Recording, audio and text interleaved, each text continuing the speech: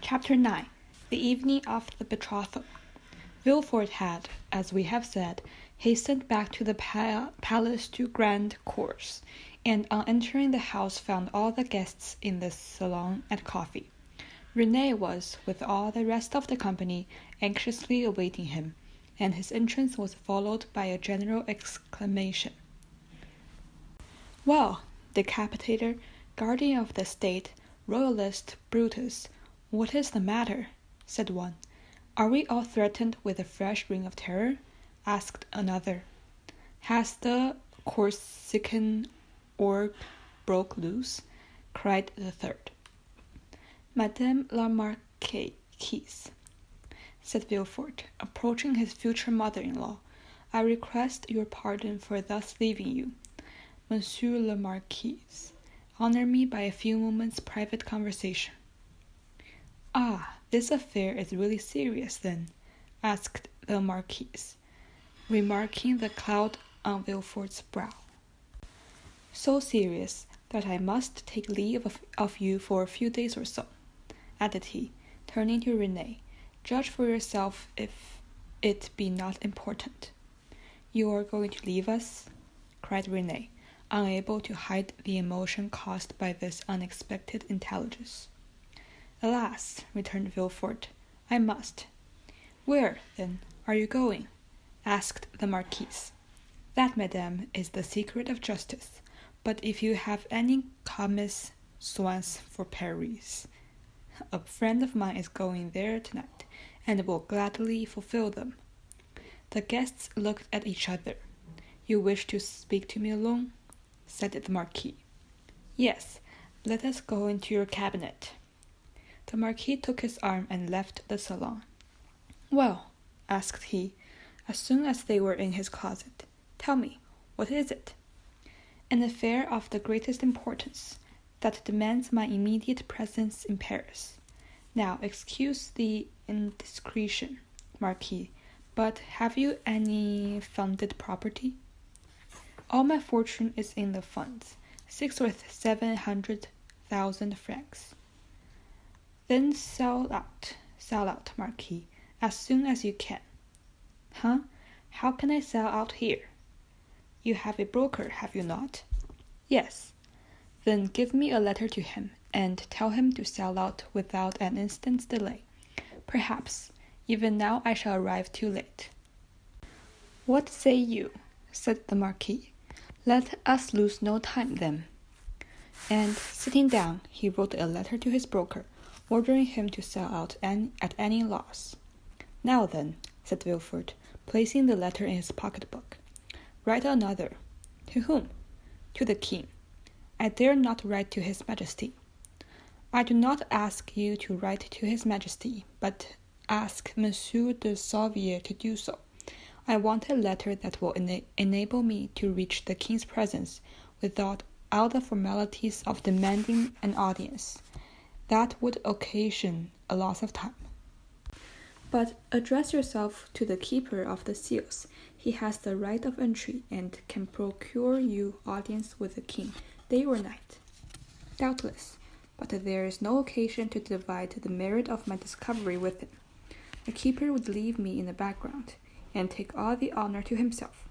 I tell you, Marquis, my fortune is made if I only reach the Tuileries the first, for the king will not forget the service I do him. In that case, make your preparations, and I will call Sauvier to get him to write the letter of introduction. Be as quick as possible. I must be en route in a quarter of an hour. Make your carriage stop at the door. You will present my excuse to the Marquise and Mademoiselle Renee, whom I leave on such a day with great regret. They are both in my room. You can say all this for yourself. 1,000 thanks. Busy yourself with the letter." The Marquis rang. A servant entered. "Inform Count de Sauvier I am waiting for him." "Now then, go," said the Marquis to Wilford. "I only go for a few moments." Wilford hastily quitted the apartment, but reflecting that the sight of the deputy procureur running through the streets would be enough to throw the whole city into confusion. He resumed his ordinary dignified pace. At his door he perceived in the shade, as it were, a white phantom, erect and motionless, that seemed to wait for him. It was Mercedes, who, hearing no news of her lover, had come herself at nightfall from the Faroes to inquire after him. As Wilford drew near, she advanced and stood before him. Dante had spoken of his bride, and Wilford instantly recognized her. Her beauty and high bearing surprised him, and when she inquired what had become of her lover, it seemed to him that she was the judge, and he the accused. "The young man you speak of," said Wilford abruptly, "is a great criminal, and I do nothing for him, mademoiselle." Mercedes burst into tears, and, as Wilford strove to pass her, again addressed him. "But, at least, tell me where he is, that I may learn if he is alive or dead," said she. "I do not know. He is no longer in my hands," replied Wilford, and, desirous of putting an end to the interview, he pushed by her, and closed the door, as if to exclude the pain he felt. But remorse is not thus banished. Like the wounded hero of Virgil, the arrow remained in the wound, and when he arrived at the salon, his limbs failed him. Wilford, in his turn, uttered a sigh that resembled a sob, and sank into a chair. At the bottom of his deceased heart, the first roots of a mortal ulcer were forming. The man he sacrificed to his ambition, that innocent victim he made pay the penalty of his father's faults, appeared to him pale and threatening, leading his affianced bride by the hand, and bringing with him remorse, not such as the ancients figured, furious and terrible, but that slow and consuming agony which, at times, strikes the heart and lacerates it with recollections of past deeds. A laceration whose poignant pangs increased and deepened the evil till death comes. Then he had a moment's hesitation.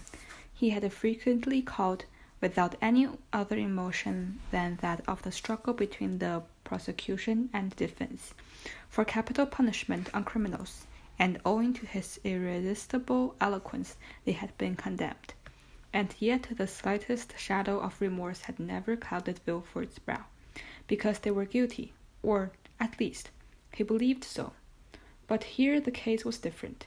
He was about to send into perpetual imprisonment an innocent man with a happy future before him, and was destroying not only his liberty, but his happiness. In this case he was not the judge, but the executioner. And thus he reflected. He felt the sensation we have described, and which had hitherto been unknown to him, arise in his bosom and fill him with vague apprehensions. It is thus a wounded man trembles instinctively at the approach of the finger to his wound until it be healed. But Wilford's was one of those that never close, or, if they do, only close to reopen more agonizing than ever. If at this moment the sweet voice of Renee had sounded in his ears, pleading for mercy, or the fair Mercedes had entered and said, "In the name of God, I conjure you to restore me my affianced husband," his cold and trembling hands would have signed his release at any risk. But no voice broke the stillness of the chamber, and the door was opened only by Wilford's valet, who came to tell him the travelling carriage was in readiness.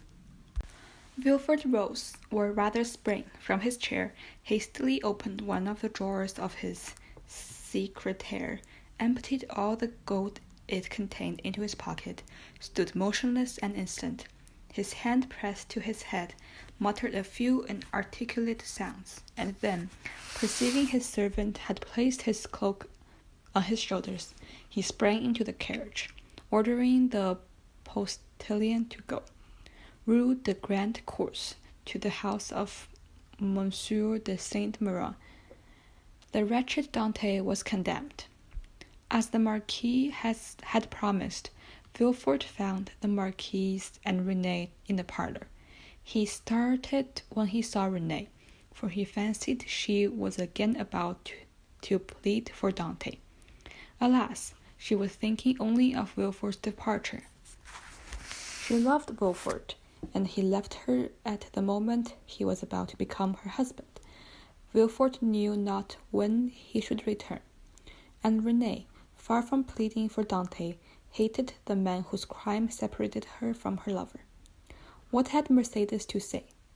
Mercedes had met Fernand at the corner of the Rue de la Lodge. She had returned to the Catalans, and had despairingly cast herself on her couch. Fernand, kneeling by her side, took her hand and covered it with kisses that Mercedes did not even feel. She passed the night thus. The lamp died out for want of oil. She saw neither light or dark, and the day returned without her noticing it. Grief had made her blind to all but one object. That was Edmond. "Ah, you are there," said she at length. "I have not quitted you since yesterday," returned Fernand sorrowfully. Monsieur Morel had learned that Dante had been conducted to prison, and he had gone to all his friends and the influential persons of the city, but the report was already in circulation that Dante was arrested as a Bonapartist agent, and as the most sanguine looked upon any attempt of Napoleon to remount the throne is impossible. He met with nothing but coldness, alarm, and refusal, and had returned home in despair, confessing that Dante was in a dangerous position, beyond his aid. Caderousse was equally restless and uneasy, but instead of seeking to aid Dante, he had shut himself up with 2 bottles of wine, in the hope of drowning reflection. But he did not succeed, and became too intoxicated to fetch any more wine, and yet not so intoxicated to forget what had happened. And as he leaned on his shaky table, opposite his 2 empty bottles, he saw in the flare of his dull candle all the spectres of Hoffmann's Punch-inspired tales. Danglars alone was content and joyous. He had got rid of an enemy and preserved his situation on board the Pharaon.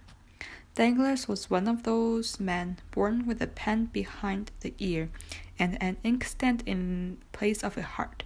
Everything with him was multiplication or subtraction, and he estimated the life of a man as less precious than a figure. When that figure could increase, that life would diminish the total of the amount. Wilford, after having received Monsieur de Sauviè's letter, embraced Renee, kissed the Marquis's hand, and shaking hands with the Marquis, started for Paris. Old Dante was dying with anxiety, and, as regards Edmond, we know what had become of him.